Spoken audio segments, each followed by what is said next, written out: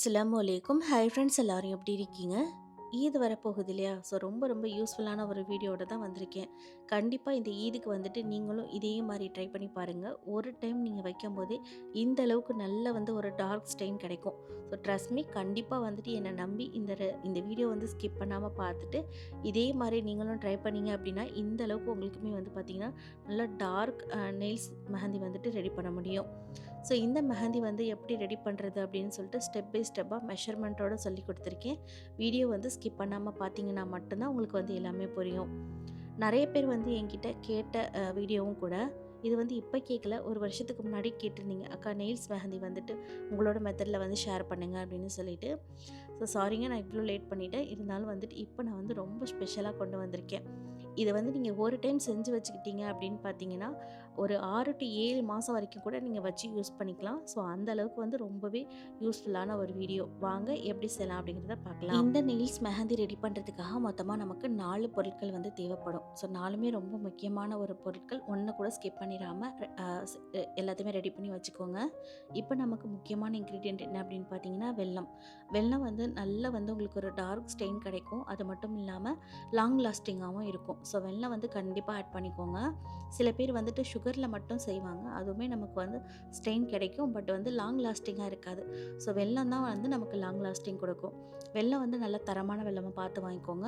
தரமான வெல்லம் அப்படின்னா என்னன்னு சொல்லிட்டு நீங்கள் நினைக்கலாம். நம்ம வாங்கிட்டு வந்த உடனே கட் பண்ணும்போது நமக்கு ஈஸியாக கட் ஆகும். அதாவது லைட்டான ஈரப்பதம் இருக்கும் இல்லையா? ஸோ அந்த மாதிரி வெல்லம் வாங்கிக்கோங்க. நல்லா டார்க்காக இருக்கிற மாதிரி வெல்லம் பார்த்து வாங்கிக்கோங்க.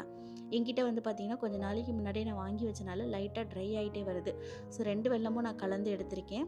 இப்போ வெல்லத்தோட அளவு அப்படின்னு பார்த்தீங்கன்னா நான் 250 கிராம் அளவுக்கு எடுத்திருக்கேன். நான் வெயிட் மிஷினில் அளந்து எடுத்துக்கிட்டேன். உங்ககிட்ட வெயிட் மிஷின் இல்லை அப்படின்னா ஏதாவது ஒரு பவுல் எடுத்துக்கோங்க. இல்லைனா டம்ளரில் கூட நீங்கள் அளந்து எடுத்துக்கலாம்.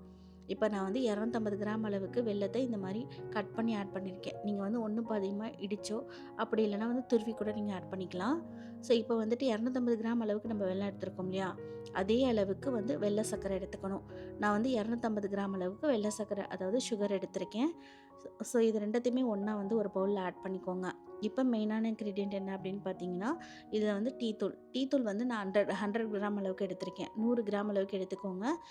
அதாவது 100 கிராம் அப்படிங்கும்போது நமக்கு 5 டேபிள் ஸ்பூன் அளவுக்கு வரும். ஸோ இது கூட பார்த்தீங்கன்னா நான் காஃபி பவுடர் இதுக்கு மெயினான இன்க்ரீடியன்ட். ஸோ கண்டிப்பாக ஸ்கிப் பண்ணிடாமல் சேர்த்துக்கோங்க. ஏன்னா டார்க் ஸ்டெயின் கிடைக்கிறதுக்கு இதுவும் ஒரு மெயின் ரீசன். சில பேர் பார்த்தீங்கன்னா டீ பவுடர் மட்டும் எடுத்துக்குவாங்க. காஃபி பவுடர் ஸ்கிப் பண்ணிடுவாங்க. பட் காஃபி பவுடர் நீங்கள் அதிகமாக சேர்த்திங்க அப்படின்னா ஸ்டெயின் உங்களுக்கு லாங் லாஸ்டிங்காக நிற்கும்.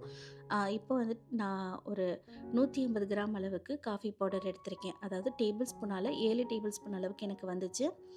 டீத்தூள் 5 டேபிள் ஸ்பூன் அளவுக்கு எடுத்திருக்கேன். ஸோ காஃபி பவுடரை அதிகப்படுத்திக்கோங்க. டீத்தூளை கொஞ்சம் கம்மி பண்ணிக்கோங்க. இப்போ பார்த்தீங்கன்னா இது எல்லாத்தையுமே நல்லா கை வச்சு கலந்து விட்டுக்கிட்டேன். கலந்து விட்டதுக்கப்புறமா இந்த மாதிரி ஒரு வேஸ்ட்டான பாத்திரம் எடுத்துக்கோங்க. பாத்திரம் பார்த்தீங்கன்னா உங்களுக்கு கொஞ்சம் ஹைட்டாக இருக்கிற மாதிரி, அதாவது நீட்டமாகவும் குறுகலாக இருக்கிற மாதிரி பார்த்து எடுத்துக்கோங்க. அப்போ தான் உங்களுக்கு பொங்கி வராது. பொங்கி வந்தாலுமே உங்களுக்கு லிக்விட் நல்லாவே கலெக்ட் ஆகும்.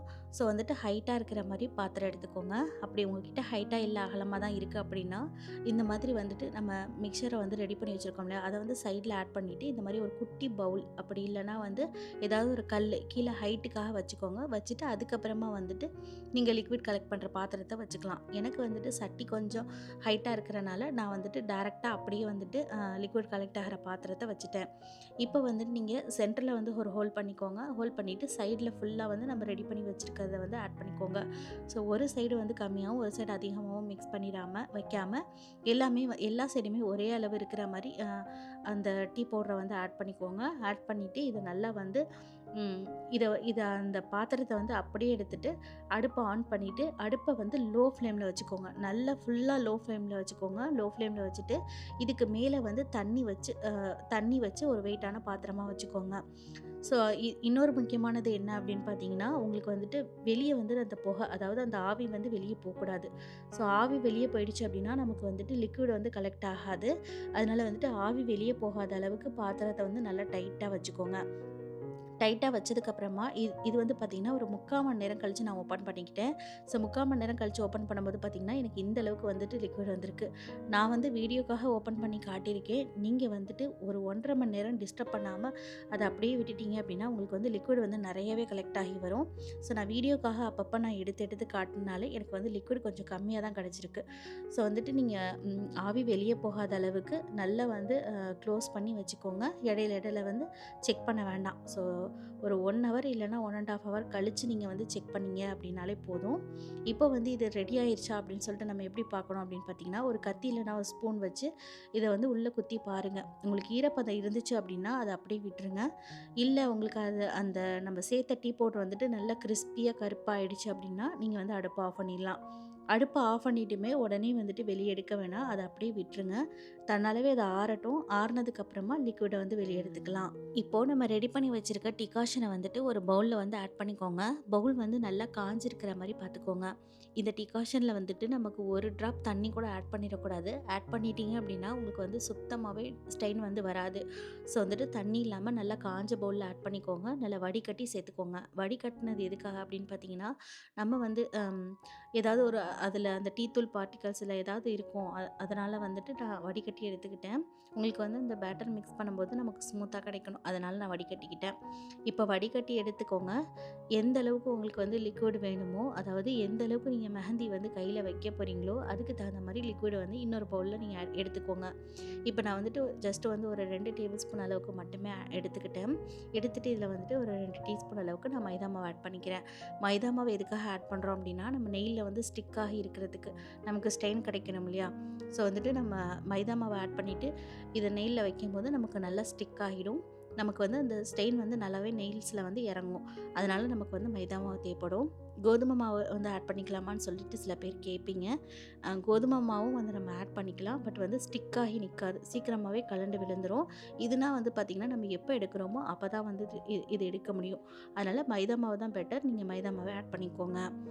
இப்போ இத நல்லா மிக்ஸ் பண்ணிக்கிட்டு, இத நம்ம நெயில்ஸ்ல வைக்க வேண்டியதான். இத வந்து பார்த்திங்கன்னா, நம்ம ரெடி பண்ணி வச்சிருக்க லிக்விட்ஸ்ல எல்லாத்தையுமே வந்து மைதா மாவு ஆட் பண்ணி மிக்ஸ் பண்ணி ஃப்ரிட்ஜில் வைக்கக்கூடாது. நமக்கு எந்த அளவுக்கு தேவையோ, இப்போ வந்து நீங்க 2 கையில உண்டான நெயில்ஸ்க்கு வைக்கிறீங்களா? இல்ல வந்து 3 கைக்கு உண்டான நெயில்ஸ்ல வைக்கிறீங்களா? அதுக்கு தகுந்த மாரி ஆட் பண்ணிக்கோங்க. இப்போ வந்து நீங்க ஒரு ஆள் மட்டும் வைக்கிறீங்க அப்படின்னா, ஜஸ்ட் ஒரே ஒரு டேபிள் ஸ்பூன் அளவுக்கு மட்டும் அந்த லிக்விட் எடுத்துக்கோங்க. அதாவது இந்த டிகாஷன் எடுத்துக்கோங்க. 1/2 டீஸ்பூன் அளவுக்கு மைதா மாவு ஆட் பண்ணிட்டு மிக்ஸ் பண்ணிக்கிட்டா நீங்க ஒரு ஆள் வைக்கிறதுக்கு கரெக்ட்டா இருக்கும்.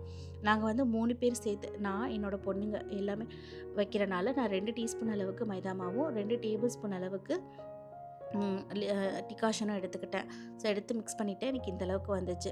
இப்போ வந்து மைதா மாவு மிக்ஸ் பண்ணிவிட்டு இதை வந்து பேலன்ஸ் இருந்துச்சு அப்படின்னா நம்ம ஃப்ரிட்ஜில் வச்சுட்டு நம்ம மறுநாள் இன்னொரு தடவை யூஸ் பண்ணிக்கலாம். அப்படிலாம் யூஸ் பண்ண முடியாதுங்க. இது நீங்கள் ஒரு டைம் மிக்ஸ் பண்ணிட்டீங்க அப்படின்னா அவ்வளோதான். இது அந்த ஒரு டைம்லேயே அந்த இதெல்லாம் உங்களுக்கு அந்த அந்த ஸ்டெயின் எல்லாமே உங்களுக்கு போயிடும். ஸோ வந்துட்டு இதை மிக்ஸ் பண்ணி வச்சுக்கோங்க. உங்களுக்கு எந்த அளவுக்கு தேவையோ அதை மட்டும் மிக்ஸ் பண்ணி வச்சுக்கோங்க. அந்த டிகாஷன் பேலன்ஸ் இருக்கிற டிகாஷன் இருக்கு இல்லையா, அதை வந்துட்டு ஒரு ஏர்டைட் பாட்டிலில் வந்து ஊற்றி ஃப்ரிட்ஜில் வந்துட்டு ஸ்டோர் பண்ணிக்கோங்க. அந்த டிகாஷன் வந்து பார்த்திங்கன்னா 6 to 7 மாதம் வரைக்கும் நீங்கள் வச்சு யூஸ் பண்ணிக்கலாம். உங்களுக்கு எந்த அளவுக்கு தேவையோ அந்த அளவுக்கு மட்டும் எடுத்து மைதா மாவில் மிக்ஸ் பண்ணிவிட்டு, உங்களுக்கு எப்போல்லாம் வந்துட்டு இந்த மாதிரில கலர் வேணுமோ அப்போல்லாம் வந்துட்டு அந்த சிரப், அதாவது அந்த டிகாஷனை எடுத்துகிட்டு மைதா மாவில் மிக்ஸ் பண்ணி நீங்கள் வந்து அந்த டைமில் வைக்கலாம். வச்சுட்டு வந்துட்டு ஒரு 3 to 4 ஹவர்ஸ் அப்படியே விட்டுட்டு அதுக்கப்புறமா நீங்கள் வந்து வாஷ் பண்ணிங்க அப்படின்னா உங்களுக்கு இந்த அளவுக்கு நல்லா டார்க் ஸ்டெயின் கிடைக்கும். இப்போ நான் வந்து பார்த்திங்கன்னா என்னோடய பொண்ணுங்களுக்கு ஃபஸ்ட்டு நான் வந்து ஒரு 3 ஹவர்ஸ் மாதிரி வச்சு விட்டுருந்தேன். வச்சு விடும்போது பார்த்திங்கன்னா ஒரு டார்க் ஆரஞ்சுன்னு சொல்லுவோம் இல்லையா, அந்த மாதிரி கலரில் கிடச்சிது ஒன் டைம் வைக்கும்போது. ஸோ நான் வந்து ஓவர் நைட் ஃபுல்லாக வச்சுருந்தேன். ஓவர் நைட் ஃபுல்லாக வைக்கும்போது எனக்கு உண்டான ரிசல்ட் என்ன அப்படின்னு பார்த்தீங்கன்னா, இந்த அளவுக்கு நல்ல டார்க் ஸ்டெயின் வந்து கிடச்சிருந்தது. ஸோ ரொம்ப சூப்பராக இருந்தது. ஒன் டைம் வைக்கும்போதே இந்த அளவுக்கு நல்ல டார்க்காக கிடச்சிச்சு அப்படின்னா நம்மளோட டிகாஷன் வந்துட்டு நல்லா பர்ஃபெக்டாக இருக்குது அப்படின்னு சொல்லிட்டு அர்த்தம். ஸோ நம்ம சேர்த்த அளவுகள் எல்லாமே வந்துட்டு கரெக்டாக இருந்துச்சு. ஸோ இதே மாதிரி நீங்களும் ரெடி பண்ணிக்கோங்க. இந்த அளவுக்கு நல்லா டார்க்காக வந்து இதை விட நல்லா டார்க்காக வேணும் அப்படின்னு நினச்சிங்கன்னா நீங்கள் 1 to 2 டைம் கூட நீங்கள் வைக்கலாம். அதாவது இப்போ மொதல் நாள் வைக்கிறீங்க அப்படின்னா மறுநாள் மறுபடியும் வச்சுக்கோங்க. வச்சுட்டு ஒரு 3 to 4 மணி நேரம் வச்சிங்க அப்படின்னா உங்களுக்கு வந்து இன்னும் நல்ல சூப்பரான டார்க் ஸ்டெயின் கிடைக்கும். அது மட்டும் இல்லாம, இன்னும் 2, 3 நாள் ஆக ஆக பார்த்தீங்கன்னா, இன்னும் நல்ல டார்க் ஸ்டெயின் கிடைக்கும். ஸோ இதே மாரி நீங்களும் ட்ரை பண்ணி பாருங்க. இந்த வீடியோ கண்டிப்பா உங்க எல்லாருக்குமே யூஸ்ஃபுல்லா இருந்திருக்கும் அப்படின்னு சொல்லிட்டு நினைக்கிறேன். வீடியோ பிடிச்சிருந்துச்சு அப்படின்னா மறக்காம வீடியோ லைக் பண்ணிக்கோங்க. உங்க ஃப்ரெண்ட்ஸ் அண்ட் ஃபேமிலி கூடயும் ஷேர் பண்ணிக்கோங்க. சேனல இப்ப தான் ஃபர்ஸ்ட் டைம் பார்க்குறீங்க அப்படின்னா மறக்காம சேனலையும் சப்ஸ்கிரைப் பண்ணிக்கோங்க. இதே மாரி நெறைய வீடியோஸ் பார்க்கணும் அப்படின்னு நினைச்சீங்கன்னா, நம்ம இன்ஸ்டா பேஜையும் ஃபாலோ பண்ண மறந்துடாதீங்க. ஸோ இதே மாரி வேற ஒரு வீடியோல மீட் பண்றது வரைக்கும் பாய். அஸ்ஸலாமு அலைக்கும். தேங்க்ஸ் ஃபார் வாட்சிங்.